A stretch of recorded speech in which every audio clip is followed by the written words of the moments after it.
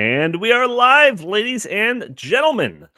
Despite being the official Democratic presidential candidate for several weeks now, the Kamala Harris campaign, has been slow to reveal her official positions on many important issues. And lately, there's been statements made on behalf of Vice President Harris suggesting that she is no longer in favor of mandates for electric vehicles, that she's no longer in favor of banning hydraulic fracturing. And with the lack of official policy platforms, how are voters supposed to know who the real Kamala Harris is? We're going to be talking about all this and more on episode 463 of the In the Tank Pod.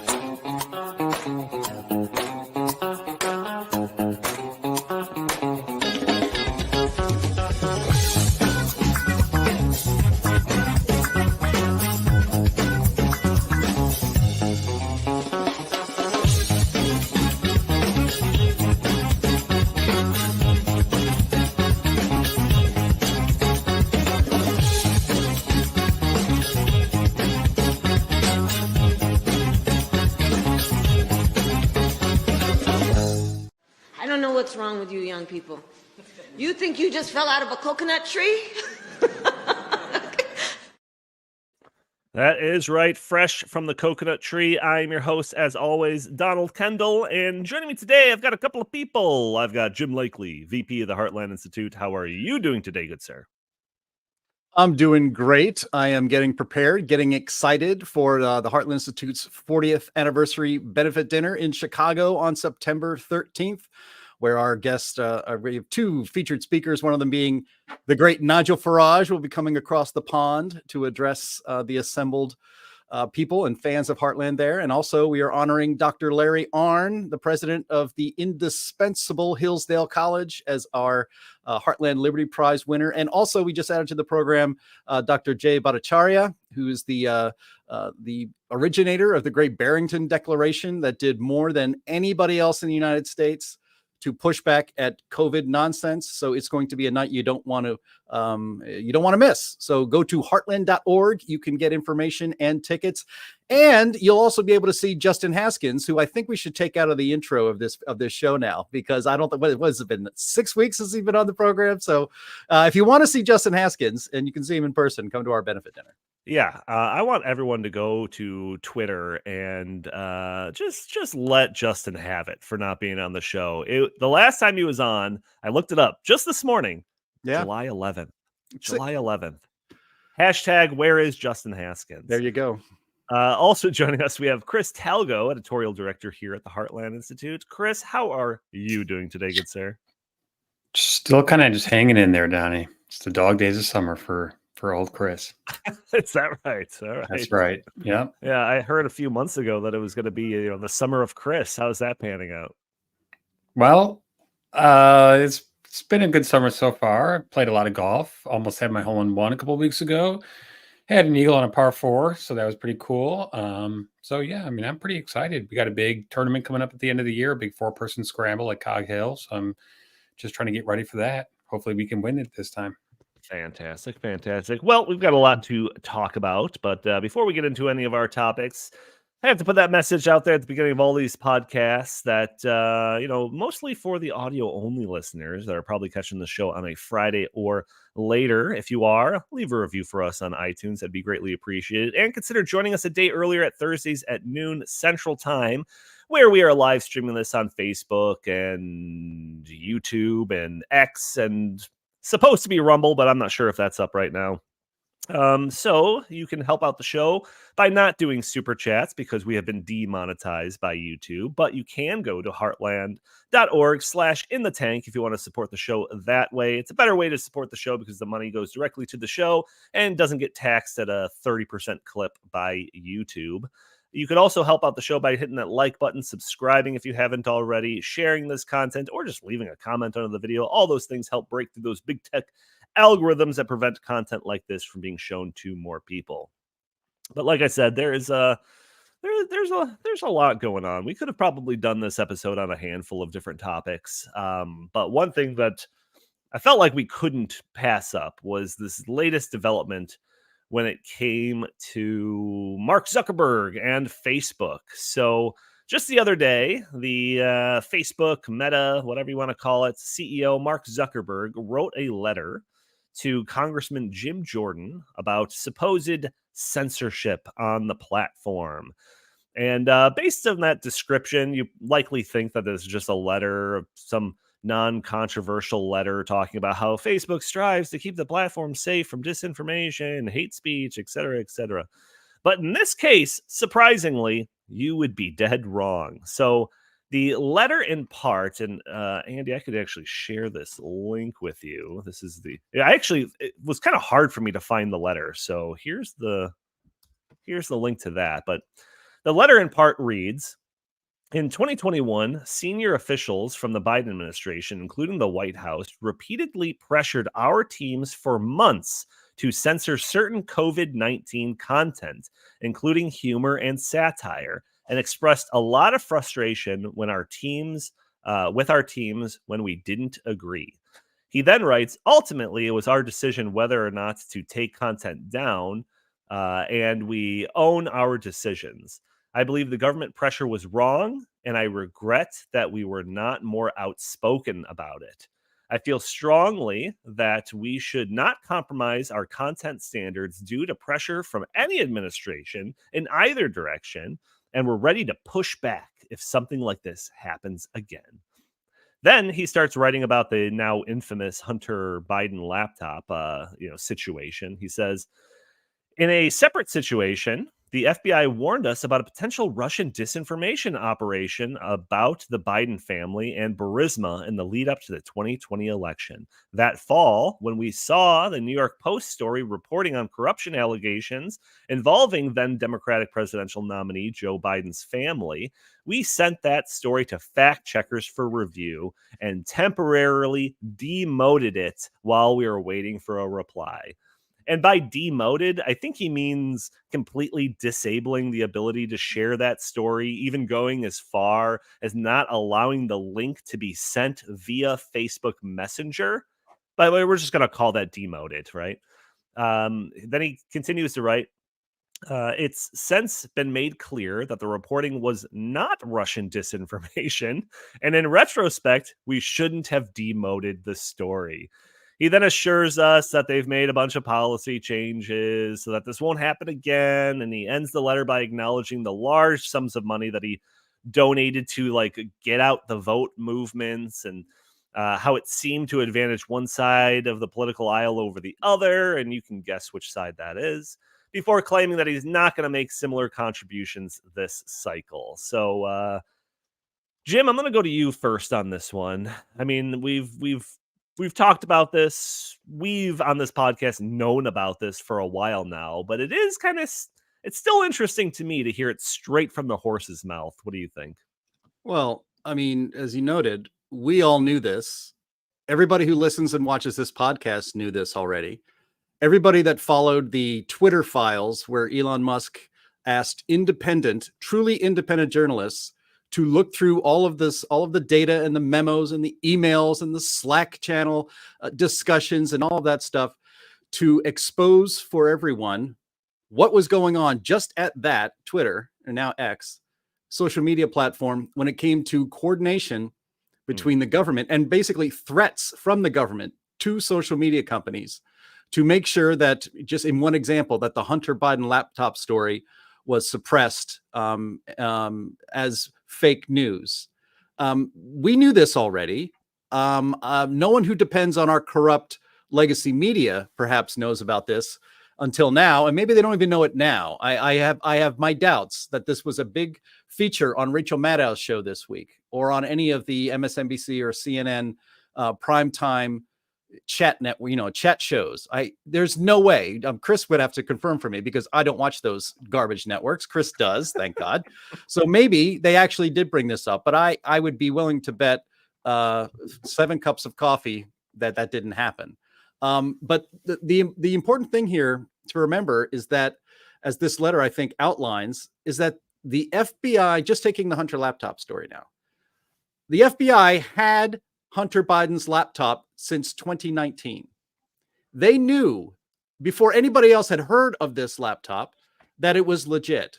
that this was his laptop, that it did have incriminating evidence of collusion among the Biden family and foreign agents to enrich same Biden family. Yet they still put out information, and they contacted Mark Zuckerberg, and they contacted Twitter, and they said, be on the lookout specifically for this kind of hits against the Biden family. That, my friends, they said to their friends in the social media companies, that's Russian disinformation. So be on the lookout for it. If it happens to come up, the FBI, our FBI, the most powerful and supposedly most trusted law enforcement agency in the United States, lying to these social media companies, to Mark Zuckerberg, to us, the American people, by saying that this was Russian disinformation when they obviously knew that that was not the case. They had the laptop in their possession. And so that is actual election interference, far worse than anything Russia did or didn't do in the 2016 election. The FBI was rigging the election for the Democrats. This is as plain as day, and it is a freaking outrage and a scandal. And if our media, if our legacy media had any integrity whatsoever, this would be the biggest story in America right now. And it's not. You're only hearing about it in quote unquote right-wing media, on podcasts such as this one.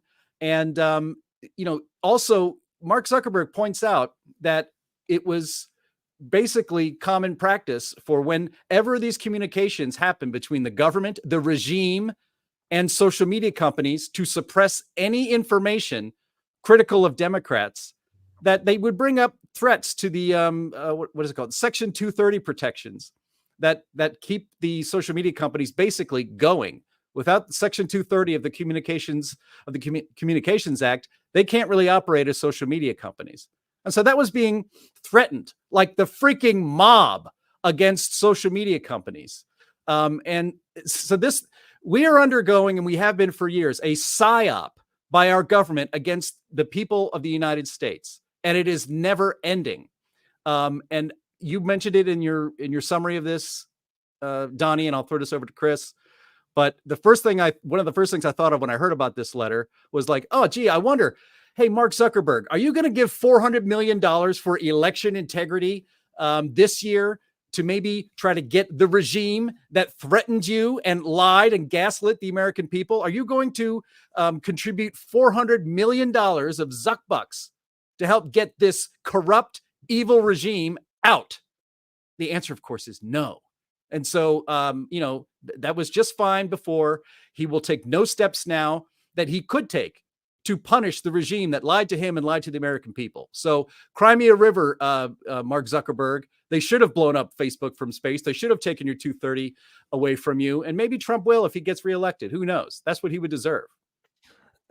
Chris, when I first saw this shared on Twitter, I didn't read it yet. I just saw it shared on Twitter. Someone made some comments about it, but I assumed that once I read it, it was just going to be like the standard talking points and the crusade against misinformation or whatever. And I was kind of surprised that it was like this blunt in the acknowledging of like the government's role in it and the actions that Facebook itself took. So, I mean, I didn't expect it.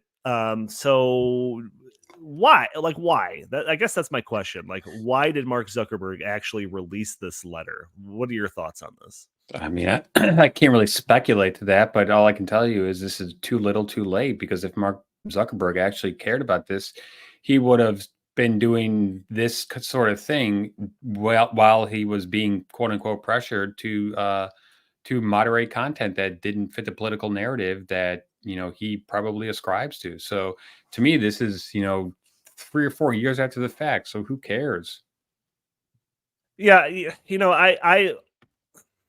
I read the letter and it's like, this sounds great, but like I'm also kind of at the point where I don't really care like if he's being truthful about this. I feel like I really can't take his word that, oh, we're changing policies to make sure this doesn't happen again. Again, a little too little too late. It's like, I don't trust you or your promises that your new policies will prevent this from happening in the future. And B, your acknowledgement and borderline apology isn't going to undo the damage that your actions had on that election. It's like, the people on the left are always talking about like protecting democracy. Well, what's democratic about suppressing information implicating one of the candidates of corruption weeks before the election? It seems kind of undemocratic to me, but who am I? Who am I to say that? But Jim, I've seen some commentary suggesting that this is just like Mark Zuckerberg tossing like Jim Jordan just like tossing him a bone while basically incurring little political damage. I kind of think that's might be what it is. Like the Jim Jordan types could like run around and kind of celebrate this like borderline confession, and then Facebook will just go on doing whatever it wants to do for time infinitum. What do you think? You better unmute yourself, sir. All right, sorry, I was typing kind of furiously there, and I know that it can get a little clickety clackety over here when I start when a Jim rant moves to my fingers, it can get kind of noisy. So, look, don't get me started on Jim Jordan and the Republicans over, I guess, the oversight committee that has been holding hearings on these sorts of things. They are empty, they are pointless. A lot of the stuff that they go over on those things are rehashes of what we've talked about on this podcast and what other people have talked about on other podcasts. And on free speech social media outlets like Elon Musk has now made X. It's all just a bunch of grandstanding. The crimes are being committed here. These are crimes. Who's going to jail? Who's brought up on any charges? Why isn't a Republican state attorney general somewhere filing charges against the people who have perpetuated a psyop, a fraud upon the American people?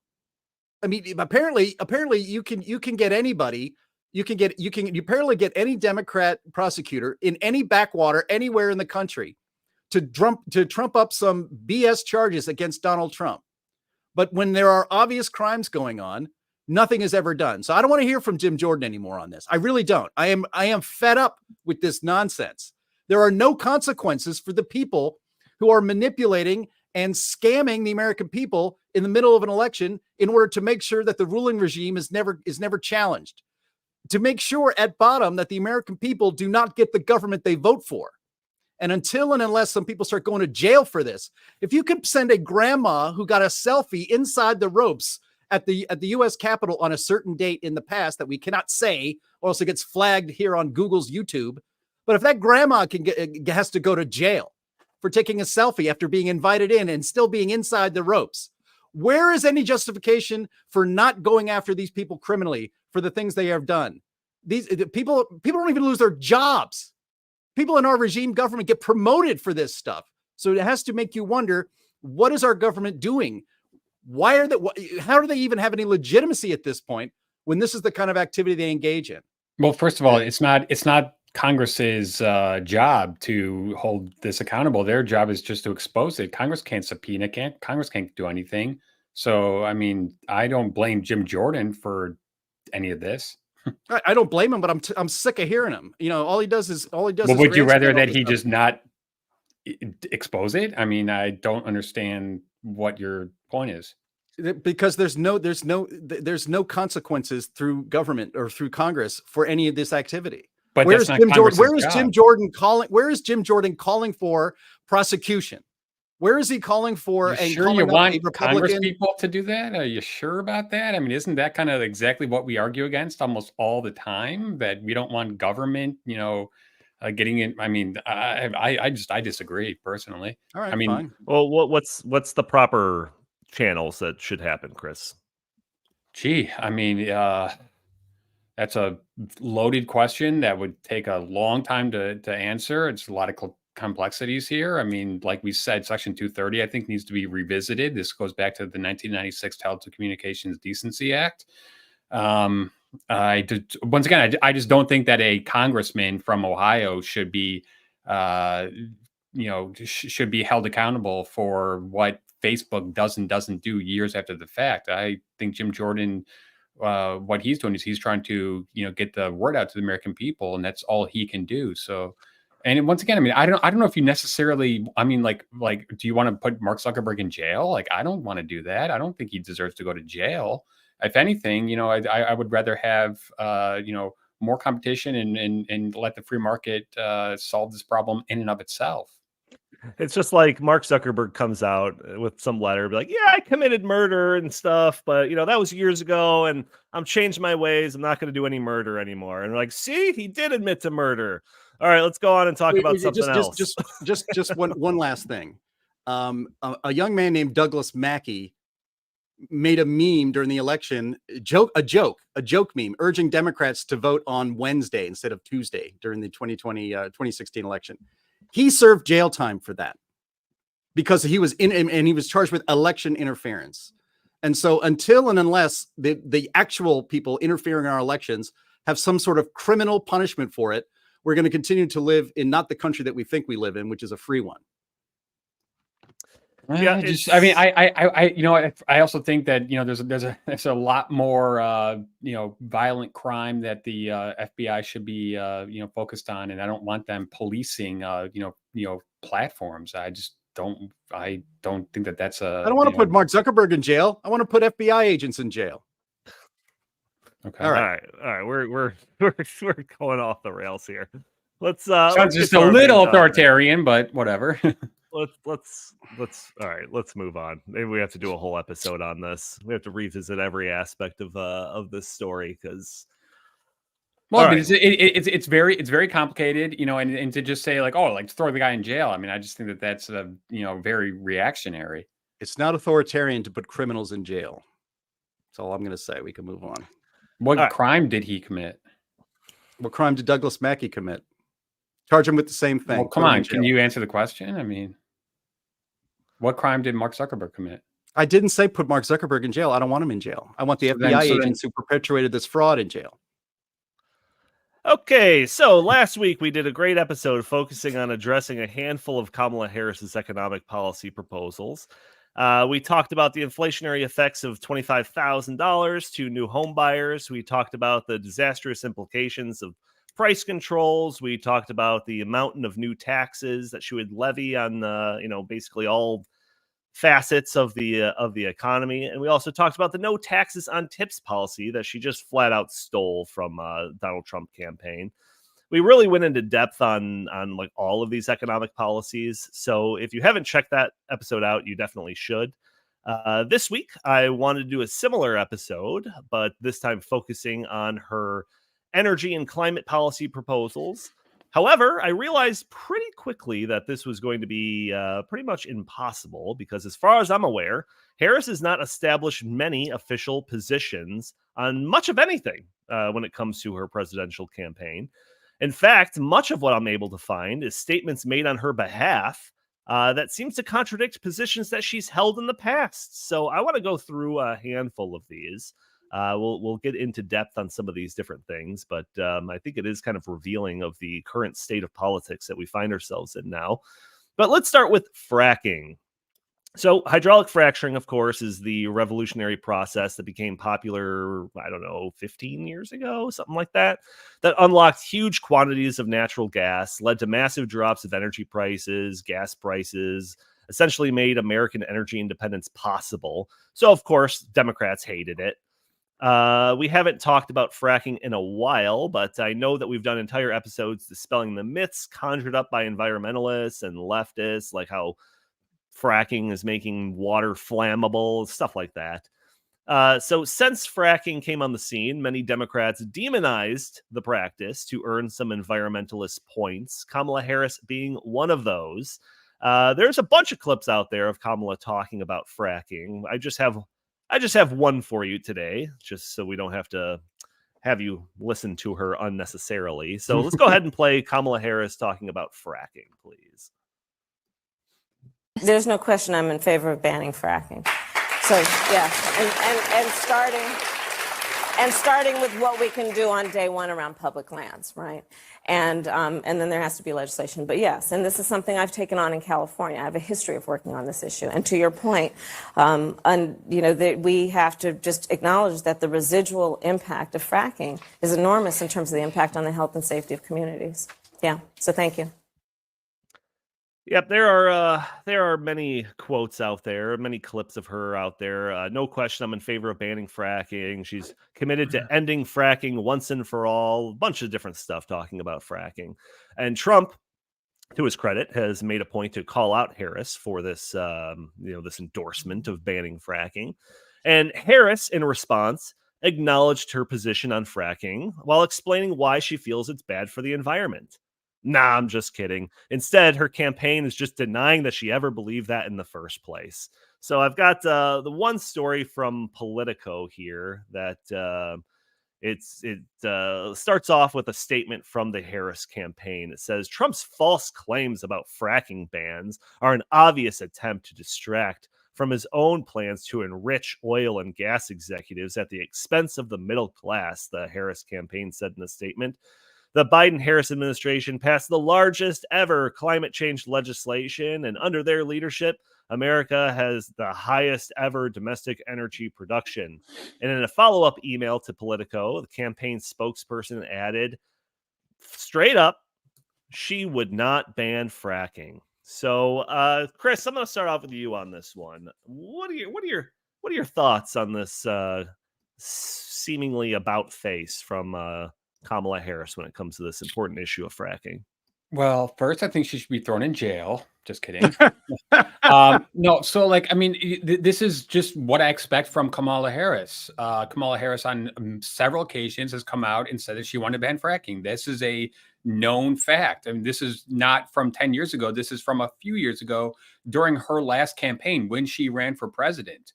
She has not disavowed this position yet. But one of her campaign staff in an email to Politico just says that she has, and we're supposed to take that as, a guarantee proof that she has. No, that is not gonna work. And this is just one of many issues, especially energy issues, where she is telling a very different tale than she was just a couple of years ago. And everyone's going to say, well, all politicians flip-flop. I understand that. Of course they do. They evolve. But this is not an evolution. This is a complete and utter transformation in the blink of an eye. And we're supposed to just think that she has internally changed her mind and all these things. Of course she has. And really what this is about, because it could not be more obvious. What she's trying to do is she's trying to appeal to the independents, to those, to those voters who are kind of on the fence still and think, well, man, is Kamala Harris going to be a really radical presidential candidate? And that's what she's trying to do. She's trying to, to get those voters to think, no, she's not. She's going to be, a more of a moderate. But never forget that Joe Biden did the exact same thing in 2020. I think a lot of people have forgotten that Joe Biden promised he would be a moderate, that he would govern down the middle, that he would bring us together and all this stuff. Guess what? He didn't do that. And we knew beforehand because he signed on to the Bernie Sanders basically platform. So this is just the same exact thing happening in real time, but it's happening at a much, I think, exaggerated level. And it's happening in a shorter time span. And I mean, really what's scary is I think this might work. I think that really what might happen here is they just might say, you know what, we're going to keep her under wraps and just not answer these questions. I highly doubt that Dana Bash tonight, when Kamala and Tim Walz appear on this big CNN interview, that's not going to be live. It's going to be edited. So it's pre-taped. It's going to be edited. Apparently they're going to talk for an hour, but they're only going to, show maybe like 15, minutes of this or so. So they're going to take the best parts of it. And of course they're going to get rid of all the, the gaffes and all the laughs and all the, the word salads. And they're just going to, the mainstream media is trying to do everything they can to fulfill this myth that Kamala Harris is a moderate when she's not. Her voting record proves it. Not only her voting record, but her speeches, her town halls from just a few years ago. So, obviously for anyone who pays attention, they know that Kamala Harris is a radical, total radical through and through. But the mainstream media is trying their best to, to ignore that and to pull the wool over, the Americans' eyes. And I mean, right now, I think it could work.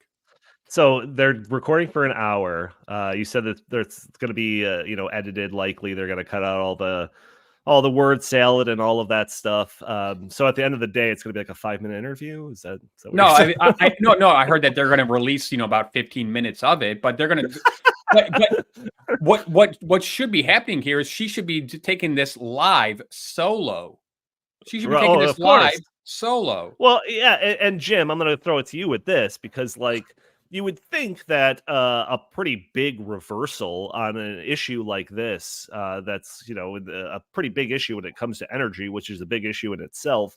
A big reversal like this, you would think that that would raise some questions in the media. Maybe a press conference is needed. If we had a legitimate media, you'd think they would have her question her to have her explain her change of heart on this issue. I'm not going to hold my breath. What do you think is going to happen here? Well, yeah, I mean, Chris pointed out that the the supposed reversal of policy has not come from Kamala Harris herself. It's come from sometimes anonymous campaign sources for the Harris campaign saying, no, she doesn't mean that. And you should always apply this to, say, the Trump campaign. Let's just say he completely reversed himself on, let's say he reversed himself on building a wall, right? As insane as that sounds, let's just say that one day, to appeal to moderates, that Donald Trump said, you know what, I'm changing my mind. We're not going to build a wall. It would be reported far and wide because it would severely damage Donald Trump's standing among his political base. Sure. So what's happening right now is that, of course, Kamala has said in the past with much conviction, as much as she can muster, that she wants to ban fracking, all of it. It's gone. Now, when the Biden administration came into power, one of the first things they did was put a moratorium on all fracking on federal lands. And then they followed that up with a direction from the Department of the Interior to never approve any more new leases for fracking on federal lands. And you add that in with Kamala Harris saying in that day-long torture session known as the Climate Town Hall on CNN from back in 2019 that we covered on this very podcast. It was a lot of fun. That she was in favor of banning fracking and for the reasons that she stated, that it's an environmental danger and blah, blah, blah, blah. So when she was asked that question, which I think is also important, by a climate activist who was invited to be in that town hall, obviously to ask that very specific question. Now, again, her just denying this through spokespeople is not sufficient. If you want to give her change of heart any benefit of the doubt, which I don't, and I don't think any thinking people should, but if you were, it is incumbent upon the media, and Dana Bash tonight should be asking this, to explain her change of heart on fracking and all sorts of other issues that she apparently has changed. She's had a change of heart on. For instance, taxing tips. The Biden administration's IRS was going after as a specific project to make sure that hardworking, servers at restaurants and other places where you collect tips are paying their full tax on all of those tips that they receive as income. Have her explain why she has reverse field on that and just completely stolen Donald Trump's idea on that, which he's been touting for many months and has been very popular. But she has to explain, I don't think she can, but it is incumbent upon the media to ask her to explain how and why she came about this change of heart to not ban fracking anymore, because her statement previous could not have been more clear and definitive. Well, Donnie, I just got to add something to this. So aside from the fracking stuff, in 2019, at another CNN town hall, she was asked about co-sponsoring the Green New Deal. Kamala Harris was an original co-sponsor of the Green New Deal. One of only a few. Yes. And in the Green New Deal, it calls for an 100% renewable energy economy by 2050. So, how does fracking fit into that? It obviously doesn't. And in the CNN clip, and I don't know if you guys can find it. I don't know if it's too late to find this. She said that she would actually support ending the filibuster to get the Green New Deal passed if she were the president, and she would sign that.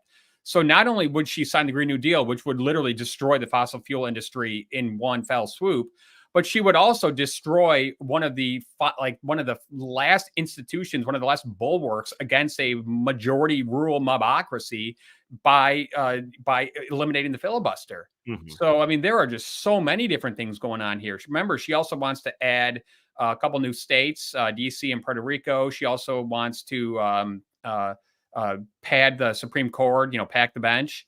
So there's a whole bunch of stuff here that would also be, would also occur under this scenario. It is just a complete farce to say that Kamala Harris is not in favor of banning fracking based on the votes that she's cast in Congress. Right. And we're not talking about like Joe Biden, 20, 30, 40 years ago. We're talking about she was a senator from 2017 to 2021. Yeah, that's a great point. It's like we could find clips that are, contradicting Joe Biden's current stance of something he said 65 years ago when he was, first in Congress or something like that. That's a long time ago. Kamala Harris, little shorter time span. There's a newer one, another issue. This was a little bit kind of newer development here, so stick with me. Apparently, Kamala Harris is not in favor of any electric vehicle mandates. So the Harris campaign this week sent out a fact check email in response to supposed lies from Trump's running mate, J.D. Vance. In the email, it says, quote, Vice President Harris does not support an electric vehicle mandate. Just as clear as that, right? Well, great. EV mandates in any form or fashion are terrible policy. I'm happy that Kamala is supposedly against them. However, to feel confident that this is her position, I feel like I need something more than just like a campaign staff's word on the matter, especially considering Kamala Harris has quite a history in favoring EV mandates. So back when AOC was championing her Green New Deal, then Senator Harris was one of the only supporters of that legislation that would require 100% clean energy by 2040. Also, as a senator, Harris was a co-sponsor of the Zero Emissions Vehicle Act in 2019. This proposed bill would have required 100% of new car sales to be electric vehicles or otherwise emissions-free by 2040. When running for president in 2020, Harris proposed having all new car sales be zero emissions by 2035. So, I mean, if you're looking at the years of implementation here, she's getting even more ambitious as time's gone on. Later as VP, according to a Fox Business report, Harris was also charged with helping lead the electric vehicle charging action plan in December of 2021 to ensure 50% of car sales were electric vehicles by 2030. The article goes on saying the Biden-Harris administration further cracked down on this plan this year with one of the most significant climate regulations in U.S. history. It would force half of all new cars and trucks sold in 2030 to be electric. And this isn't to mention all the various programs and grants and subsidies carried out by the Biden-Harris administration to prop up the EV industry. So, again, was this just a recent change of heart, Jim? Surely they could have made an announcement or something signaling a reversal on this pretty controversial energy issue. What are your thoughts on this one? Well, I was just saying in the private chat with us that I have all the receipts on her EV policies and that of the administration. And then you managed to independently, not even working together, read out each one of my receipts and wave it to the camera. So I don't know. We can play that video if you'd like. I forgot that we had that one on deck. Yeah. So let's. So I gathered, because this is the one that's most recent. It's just from this week. So this is a new thing that Kamala Harris is running from, and that we're supposed to, and the media and the public is supposed to buy it, that she is not in favor of mandating EVs, but we have even video receipts. All right, let's go ahead and play that clip. The auto industry is clearly moving toward electric. We need to make the shift faster and make sure it is driven by the United States. That means manufacturing millions of electric cars, trucks, and buses right here in our country. That means outfitting thousands of EV electric vehicle repair garages just like this one. And it means installing a national network of EV chargers. So will everyone have to drive electric cars? Well, by my plan, by 2045, we will have basically zero emission vehicles, only 100% by 2045. And there's no sound or fume. There is nothing. Yes. Yeah, and that's all there for is all of to us it. who are used to, Every morning filling our tank, you usually can smell it and you can hear it. You can hear the guzzling sound. Right. None of that. None of so that. how do I know it's actually working? It is. Yeah. So I love Oh. the end of that clip there where she's squeezing the charger handle like a gas, like Yeah, you would so in the the gas electricity thing. comes out. I'm pretty sure that's how it works. Yeah, it's like somebody put the joke. You can let go now, Kamala. It's fine. You know, you just plug it in and leave it. So, gosh, I don't know. But so yeah, so it's you know, Michael Schellenberger, who we've had on this podcast in the past, he now has a very popular Substack. You know, he made the point this week that the media gaslighting on behalf of Kamala is now reaching totalitarian levels, and it's hard to argue that he's not correct in that one. I mean, it's to the point where even Politico is writing headlines, which they had to take down, that J.D. Vance tries to tether Harris to Biden during a Michigan rally. I mean, she's only the vice president. It's only that the letterhead on every White House declaration says the Biden-Harris administration, but it's only the Republicans that are trying to tether Kamala Harris to the policies of the administration that she is number 2 in. And it's a bunch of number 2 as policy anyway, if you ask me. But the EV thing, though, this is another gaslighting thing, and I've actually heard this. I've gotten a couple emails actually when we cover electric vehicles a lot, and their folly on this podcast, and also on the Climate Realism Show, which is on Fridays at 1 p.m. Eastern time on the same channel. And I get pushback sometimes from people saying there's no electric vehicle mandate. There's no mandate for EVs.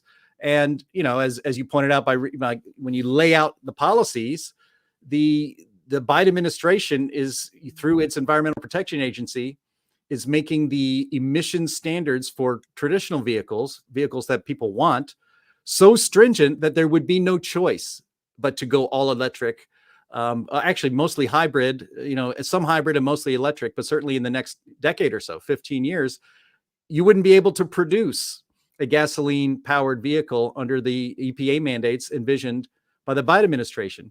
And just this Tuesday, the New York Post actually laid a lot of this out in a story that they had. They said that after model year 2040, and this is the thing, it is a mandate. If government is enforcing the policy, it's a mandate. That's it by definition. And in that Zero Emissions Vehicles Act, which, as you pointed out, Donnie, Kamala Harris had sponsored as a senator in April 2019, it says here, this is from the bill, after model year 2040, the Environmental Protection Agency may issue an injunction on the manufacture of any passenger vehicles other than zero emission vehicles by a vehicle manufacturer. That's a ban. That is the EPA saying you can't make a Ford F-150 pickup truck anymore. That's the EPA saying that, you know, Chevy can't make a Camaro anymore unless it's electric. And so again, I might actually watch whatever clips are released by CNN of this supposed sit-down interview with Kamala Harris, and as Megyn Kelly called him, Kamala's emotional support governor, Tim Walz, sitting next to her. I might actually watch some of that just to see if Dana Bash and CNN have the barest minimum of credibility and ask about these sorts of issues in exactly this right way by putting their own words and actions and policies in their faces. Chris, you holding your breath for that? Do you think that there's any chance of something like that happening? I think that I think you're absolutely right. You said it earlier in the show that like the strategy is to just let her be like a mirror that will reflect whatever any potential voter wants to see in that mirror. So the way to keep having that illusion going is by not specifically outlining anything that she stands for. Is she against fracking? Well, yeah, if she's around certain people. Is she not for banning fracking? Well, yeah, when she's around certain people. What do you think? What I think what really is going to matter is the follow-up question. Because if Dana Bash asks Kamala, have you completely changed your mind on fracking and now you're forward? And she goes, yes. Or you're you know, like just says some answer that's been basically, you know, already made for her. I would really hope that Dana Bash says, okay, now can you explain why? Or just, Right. I mean, because if, you know, for someone who does watch the Sunday shows and MSNBC and CNN, one of the things that's I've noticed is that when a Republican is on, like Tom Cotton was on ABC this week and Jonathan Karl was hosting, and Jonathan Karl asked him a question, and Tom Senator Cotton gave an answer, and then Jonathan Carl just went out of his way to just follow up, and it was actually pretty argumentative. It was a viral clip. I cannot remember that ever happening to either Joe Biden, Hillary Clinton, Barack Obama, like anyone for that matter. So really, it's not the question that she asks; it's how willing she is to follow up and really try to get to the truth, of what's going on here. And I doubt that that's going to happen. Yeah, and it's not even just like the fracking and the EV mandates. I mean, those are like two things that we've very specifically seen like contradictory statements made. But like it goes for pretty much everything. I feel like everything's in question. Like is she in favor of like new pipelines or like stopping the construction of new pipelines? How about the Biden administration's pause on liquefied natural gas export approvals? How about oil exploration on federal lands? Is she for this stuff or is she against this stuff? Are we just supposed to guess? Chris, when we were talking about some of this yesterday, you were saying how you've made a habit of going to her like official campaign website, and there's like essentially no policies there. Not essentially. There are zero policies listed. The only thing there is the about Kamala, about Tim, and then the donate, areas. So that's what her campaign website, it shows right now. Donnie, this is much more about the energy policies, and we're focusing on that here. But I really hope that in this interview later tonight, they actually start asking her about some of her economic policies as well, because those are really important. And so one of the things that the Harris campaign is trying to do is they're trying to paint Donald Trump as the incumbent. And that's obviously not the case. The real case is that Kamala Harris is the half incumbent. And when she starts talking about how we need to do all these changes and how she has all these grand plans, the question is, but why haven't you done them already? Why? And if you disagreed with the Biden Bidenomics, then why didn't you say anything? Because actually there are hundreds of clips where she is in lockstep with Joe Biden in terms of Bidenomics and bragging about it on multiple occasions. So she cannot have this both ways. And one of the things that I have seen so far is that the Trump campaign and the GOP PACs seem to be doing a very good job of actually saying, look, this is her in her own words. Don't buy this narrative that all of a sudden, just because she's the candidate now, that she's changed her mind and all this stuff. That's just not true. Also, they're trying to portray her as this person who grew up in the streets of Oakland. That's also not true. She grew up in Berkeley. She grew up in Berkeley, California. Okay, that is the most progressive enclave of anywhere in the world, most likely. So she's not an Oakland, hard knock living, like what lady? She's just not. She's from Berkeley. She has been, in every single job she's had, whether it's the DA or senator, she has been as far left as you can get. So why all of a sudden should we buy this notion that she's just literally changed her mind on everything? That is just it's actually insulting to the American voters. And really good. Go ahead. So I've heard that she grew up, listening to Snoop Dogg and stuff. So I'm pretty sure that. Well, unless she had a time machine, because when she was in college, she said that she was listening to Snoop Dogg and Tupac, but they weren't even rapping yet when she was in college. So that is another just complete and utter lie. So this woman obviously is a liar. She's, what we really just take a giant step back and think about this. A couple of months ago, most of the mainstream media, most Democrats were saying, "Get her off the ticket. She's terrible." Now all of a sudden they want us to say, "Oh, she's the next the next Barack Obama." Right. No, she's not. She's not, and she's never gonna be. I think she's an idiot. And she is an idiot. And despite the mainstream media, hiding and just doing, Donnie, they're not only hiding, they're actually like arguing in favor of her, which is I told you, I was like, wow, this is like all new to me, because I remember many times, when Barack Obama was running and Clinton was running, even Biden was running, the media, they still treated Trump terribly, obviously, but they didn't go like this far out of their way to defend Biden. No, yeah. Yesterday, you mentioned something about how like the way that like the media is treating Kamala Harris and her campaign is like tantamount to like journalistic malpractice. And Yeah. I said like, no. I'm like, it's worse than that. Journalistic malpractice has like a connotation of like, oh, whoops, I slipped up when I was making an incision, like by a doctor or something like that. This is just propaganda. They're just painting an image of her while she's like hiding, off screen or something like that. This is just straight up propaganda. But I And do wonder, and Donnie, we've had this conversation before, if we are putting too much emphasis on the mainstream media, because I think we've got to always remember that most Americans don't get their news from the mainstream media. Now, yeah, you can make the argument that the mainstream media kind of like sets the news narrative. yeah, However, most people, especially young people, get their news from social media. sure. So, I think, obviously I watch the mainstream media, but I'm not nearly as, I'm not on social media. So I don't know how all these social media influencers and in the social media, universe is treating Kamala, but I bet it's probably pretty similar. And that to me is, then we're in really big trouble. If you've got social media, the new media, working with the legacy media, there's just like no way of, getting around it. So Yeah, that to me is a really worrisome trend that's no, I think emerged.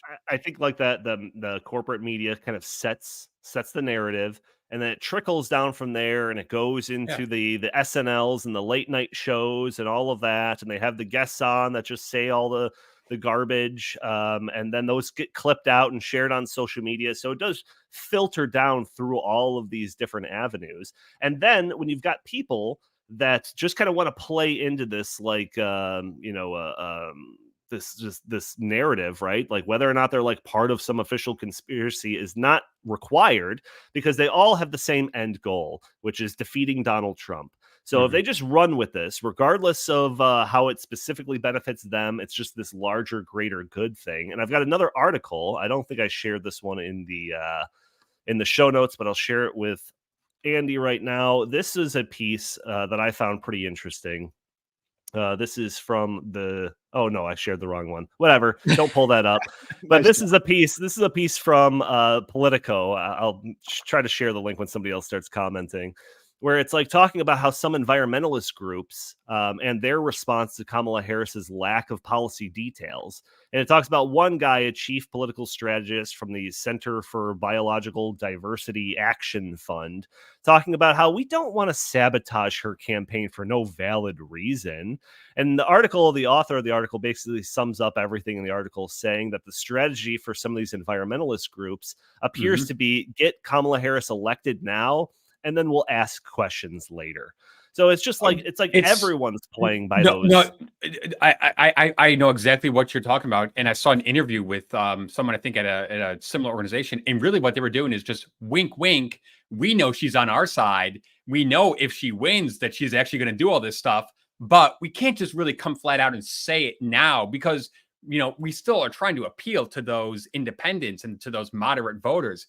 That is really, just scary. And it's also evil. It's evil to say, hi, if you vote for me, I'm actually going to, I'm going to say I'm going to do this, but actually I'm going to do that, which is exactly what Joe Biden did. Like it or hate Donald Trump, at least he said, hey, vote for me. This is what I think. He has not changed his mind on those beliefs. Those beliefs are, foundational to him. And he's had those beliefs for decades now. So that he's authentic, that he's genuine, that he actually believes what he's saying. With Kamala Harris, it's the total opposite. Yeah, so I think the question is, Jim, will Kamala return to her Green New Deal supporting, fracking, banning, EV mandating former self once she becomes elected? Or is this new Kamala Harris of the future that's moderate and can play to those Heartland of America types? What do you think? Well, Kamala is a Marxist, so what do you think? Do Marxists Yeah. change their stripes? No, and she wouldn't be returning to anything. She hasn't left anything. The performance of the corporate political press in the United States is making the media in North Korea look credible by comparison. Seriously. This is truly an extraordinary moment in media and cultural and political history in the United States. We have a major candidate. We have a candidate for president in one of the two major parties of the United States who didn't receive a single vote in primaries, not even when she tried running and getting the nomination instead of Joe Biden back in 2020. Not a single primary vote from anybody in the country, who, as Chris pointed out, the media was treating as a huge liability to the defeat of Donald Trump in the 2024 election if she was still on the ticket with Joe Biden at the top. We had a press that was telling us for weeks and months on end that anybody who noticed the obvious mental decline of Joe Biden as president of the United States was engaging in misinformation and lying. And even the videos were being doctored to make it look like he was losing his marbles. And then as soon as that was exposed for everybody to see at the first debate and only debate, as it turns out, between Donald Trump and Joe Biden, suddenly they flip on a dime and they dump him out. And, you know, everybody knows that Obama was the one working this behind the scenes to get Biden off the ticket, yet still be president. He's now what, on he's like 14th day of vacation. He doesn't do anything. He's had nothing on his public schedule for most of the last month and a half, except for getting the daily intelligence briefing, which it makes me really feel good and safe as an American, knowing that Joe Biden is still getting the intelligence briefing so that he's going to be on the ball and on top of things in case there's any threats to the United States. But after all of that, now we have Kamala Harris presented to us in a sycophantic way in the Democratic National Convention, in which she's completely remade. Literally 20 minutes ago, she was who she has always been and displayed herself in public, a moron and a Marxist. And now it's about the election of joy. And so our media now is trying to sell a candidate that can't even cut and paste the Democratic platform from the DNC that just happened a week ago and put it on their webpage. They can't be bothered to do that. So we had a candidacy of Joe Biden foisted upon us from his basement in 2020. And now we're getting basically the equivalent of basement campaign number 2 with Kamala Harris, where the press is not asking her. They don't even have opportunities to ask her any questions, let alone whatever those answers may end up being one day. But she's running a completely policy-free campaign. This is unbelievable that this is happening. And I guess we're going to see, I saw something, the polls right now show it a very tight race. Some polls show Kamala Harris pulling ahead in some swing states and nationally.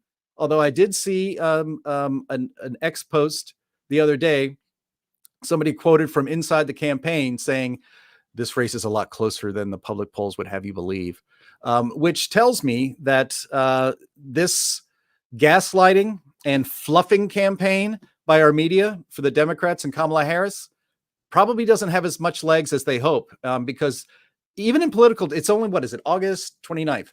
In political terms, November 4th is a long way away. A lot can happen. And especially when they finally get to debate. There's a reason why Tim Walz is sitting next to Kamala Harris in that interview with Dana Bash tonight, because the campaign cannot trust her to sit there on her own.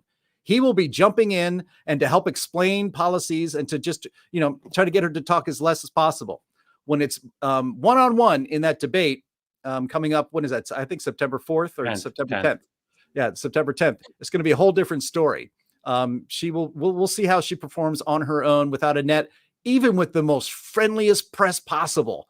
It'd be like if I was running for office and like you were asking me questions, Donnie, and especially you, Chris, you'd be a lot tougher on me than the press is going to be on Kamala Harris. Let me just give you guys one optimistic vision here. One of the things that people have been saying is that Kamala Harris has a tendency to get up to a very strong start in campaigns and then fizzle out. And they point to the 2019 when she ran for president. She had this huge crowd in Oakland, ironically, not Berkeley, when she announced. And man, there was a lot of there was a lot of momentum, a lot of enthusiasm, and then it just petered out. And what they're saying is is that this could be happening now, and we could actually be at the beginning of this stage, because now that she's, had all the fluff of the DNC and some of these, big, or supposedly, big crowds, it's starting to kind of die down. So in right now she's in Georgia doing a bus tour, and her last 2 appearances were at a high school. So she went and talked to kids in a band, and then she just did some other really small thing. And they're like, they don't even vote. Why are you going there? And what some people are saying on the right is that it's already happening. People are already starting to see through it, and it's only going to get worse for her from here on out. And I think she feels obligated that she has to do at least one interview. It's been 40 days. It's been more than 40 days, actually, since she's just done an interview. So I think she's, obviously she's, going to do the CNN interview tonight. I'd probably go like, okay. But what about when she's asked to do a bunch of other interviews? What about after the debate? What about when she just has to speak extemporaneously on policies? That is not going to go well for her. So she won't do it. Yeah, I mean, they'll just have her not do it. They'll just say, we'll just plug through to November and try to keep her as out of the public eye as much as possible. It's amazing. I agree, but do you really think that for the next 2 months that they can just hide her? This is not COVID. This is not 2020. The whole reason they got away with the basement campaign of 2020 was COVID. There's no COVID. There's no excuse to not have her out there. No. For them to get away with it, for them to get away with it or not get away with it would require somebody in the establishment corporate media to actually like sound the alarm on it and raise a fuss. Because if anybody on the right side of the aisle, the Fox Newses and the Blaze and the Daily Wires, if they like say, oh, look, she's not doing anything, or like we on this show saying, oh no, she's not doing anything, nobody's going to care. No, but so they're just going to keep going. It's funny that you bring that up, because that's what one of the people who I watched this interview, that's what he was saying. He was saying is that eventually the mainstream media are going to get sick and tired of being ghosted by Kamala, and they're going to say like, hey, you have to come out here and like answer these questions. And if she doesn't do it, then he thinks, I mean, obviously this guy's speculating, he thinks that then they're going to turn on her, because then they're going to say, hey, wait a second, you're not even like helping us. So why should we help you? Because right now she's basically just, giving them the finger and just saying, hey, I don't, I'm not even going to, do interviews with you. And this guy, he thinks, and I kind of agree with him on some of these things, that eventually that's going to produce some sort of anger and frustration within the mainstream media, in which then they'd say, okay, you want to like play hardball, then we're going to actually going to expose you. I mean, obviously I'd say that's far-fetched, but I do think that over the next 2 months, from now and November 5th, that she's going to have to just make some appearances. She's going to have to be off teleprompter. And all it takes is a couple of word salads from Kamala for people to be like, oh, yeah, that's what she's like. We don't want her anywhere near the Oval Office. We don't want her sitting down with Putin one-on-one. We don't want her sitting down with, any world leader, Xi Jinping one-on-one. She's afraid to even sit down with Dana Bash one-on-one. Give me a break. Kamala Harris's ability to avoid word salads is like my ability to avoid cheeseburgers for lunch. It's eventually I'm going to have one, and I probably have one today. But, Chris, you said that like they can't, it's not 2020. There isn't a pandemic going anymore. They can't just hide her the whole time. I would answer that by just saying they're choosing this. It's not a great strategy, but what's worse is her actually getting out there and speaking to people extemporaneously, like every other candidate would do. They built up so much momentum for her after that Democratic National Convention that it was the perfect time. The media wanted to keep rolling with this, baby. Let's go. And she could not do it. She could not get out there.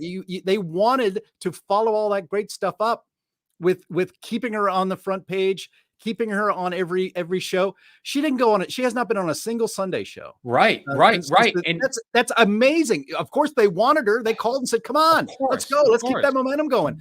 So the campaign has decided, as bad and terrible and crazy as it seems, to keep her absolutely incognito between now and November as much as possible. That is still a better shot for them than to have her out there acting like a normal campaigner. However, That's how bad it is. I agree with you. I mean, to me, it's like they're stuck between a rock and a hard place, because if they put her out there, then it's, going to backfire. But if you look at the polls right now versus where they were in 2016 and 2020, Trump is actually doing much better. So they are expecting to get this big bounce from the DNC. They didn't get a big bounce. And the RFK stuff stole the news cycle. So if you look at where polls are right now, at this point in time, Hillary was up double digits. Biden was up double digits nationally. And then if you look at the swing states, man, Biden and Hillary were up big time in all those swing states. Right now, it's basically a toss-up in most of the swing states. So if you're telling me that over the next 2 months, that support for Kamala is going to grow, I don't buy that. I think the more that people just get little tidbits and little attack ads from Trump and this and that and here and there, that they're going to say, oh yeah, that's who she is. She's crazy. I'm not going to vote for her. So, I mean, obviously, I'm not saying that it's a lock that Donald Trump's going to win, but I do think that right now, barring, the unforeseen that is, of course, going to occur between now and then, things look pretty damn good for the Trump campaign, actually. Right. If Justin was just one last thing, and I know we want to wrap up, but if Justin was here, he would be saying, maybe he'll be here next week. He would be saying that what matters in this election, like every other election, are independent voters, and especially, suburban mom independent voters. And that the only reason, so everybody on the left is going to vote for Kamala. Obviously, everybody that watched every minute of the Democratic National Convention is going to vote for Kamala. The problem is that if you get her out there, those base voters don't care that she has word salads. They might even think it's charming. But it's those independent voters that are the most important in the swing states like Wisconsin and Pennsylvania and Georgia and Arizona and Nevada.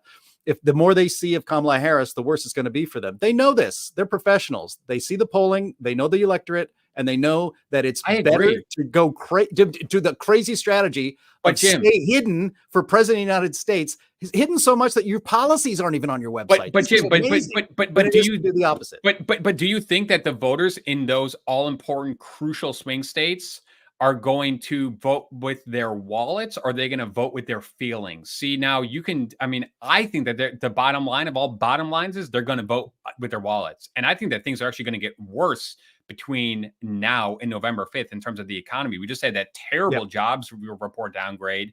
Things are not looking good in terms of, economic fundamentals here in the United States of America. We could be on the brink of a recession.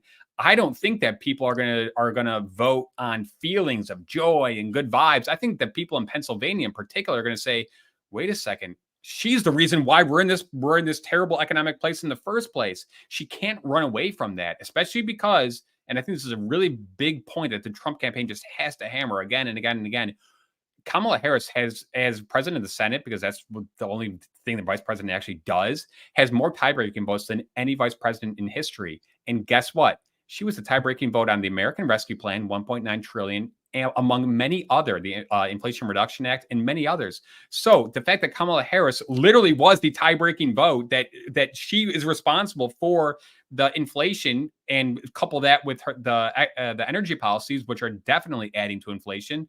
How can she run on any sort of record? Because she is the incumbent, and this is a very strange election, but she is the de facto incumbent, whether she likes it or not. And if you think back to the beginning of the Biden-Harris administration, Biden went out of his way to say, hey, this is a two-person duo administration. It's not like the Trump-Pence administration, where basically we all knew Trump was doing his thing and Pence was just Pence. That we know that Kamala has had a expanded role in this administration. And when you look at, she was put in charge of the border. The border is a complete mess. So I still hold out some hope that the American people are going to see through all the noise, and vote based on common sense.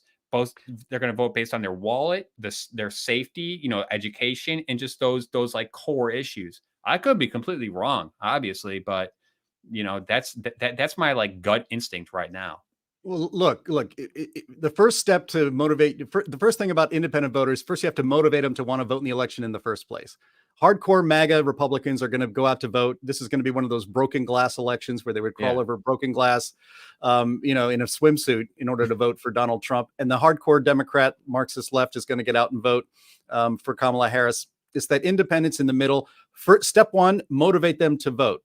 Kamala Harris with no policies, an election of joy is not motivating those people to vote. What was the strategy for the Democrats until about 3 months ago? All you heard on the media and every spokesperson was out there saying, threat to democracy, threat to democracy, threat to democracy. Joe Biden out there. Donald Trump is an existential threat to our democracy. Then Donald Trump gets shot at, almost killed. And that message has kind of gone away. They have dropped that message. When you see that message return, when you see that message return, that's going to be their attempt to motivate. But don't you agree? But I shouldn't. I don't want to put words in your mouth, but don't you think that that's a tough needle to thread when this is the party that threw their the guy who won their primary at the very last minute and then just anointed this person who nobody voted for. So how can they take that? We're all about democracy and upstanding values when it's blatantly obvious that you basically just threw out the guy who your party nominated, and then you did this weird thing where 2 days later everyone just said, "Yeah, we're with her." They're not presenting any policy to run on, and if policy is presented, then you have to run on the horrible policy decisions of the Biden-Harris administration. It's going to go right back. I'm telling you, it's going to go right back to threat to democracy. Trump is Hitler, all that kind of stuff. It'll happen within the next 3 weeks, I think, after the debate, probably. Yeah. Let me ask you this: do you think that at the debate that she will be exposed by Trump? Do you think it's going to end up being a worse debate for her than it was for Biden a few months ago? I don't know. I don't know if you could do any worse. She will get the questions in advance. She will get the questions in advance. Just plan on that for sure. Yeah, it'll be written on her arm, the answers. No, it's over. It's over. Stop. The thumbnail of the show, the title of the show is "Will the Real Kamala Harris Please Stand Up?" And the reason for that was because it seems like we're getting two conflicting versions of her. The radical version, based on her history and all the things that she's had to say up until about a couple of weeks ago.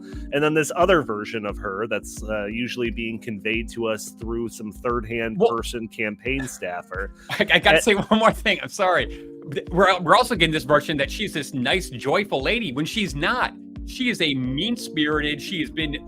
She is insulting to her campaign staff. The turnover rate among her vice president office was sky high. She's actually not a nice person. She's not joyful. She's not about good vibes. So that's a total BS argument as well. Sorry.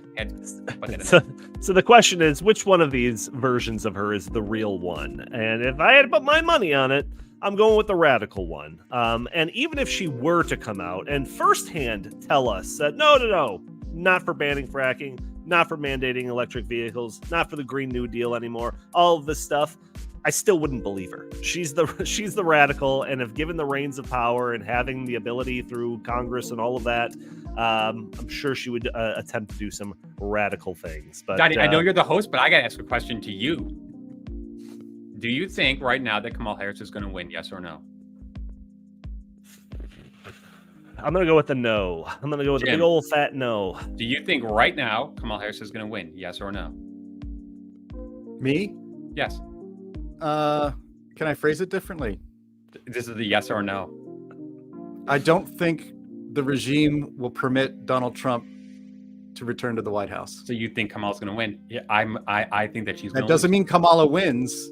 Well, it means what I said. Come January 21st, 2025, who do you think is going to be in the White House? Do you think it's going to be Kamala or Trump? Or none of the above?